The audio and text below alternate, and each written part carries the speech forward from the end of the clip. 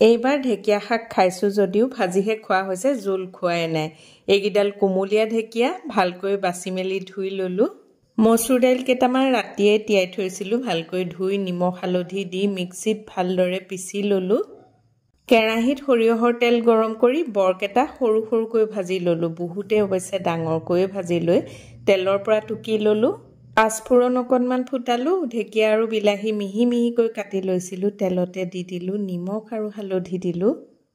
Medium ফ্লেমত 5 মিনিটমান ভজাৰ পাছত এতিয়া গেছটো একেবাৰে কমাই দিছোঁ আৰু ঢাকি দিছোঁ।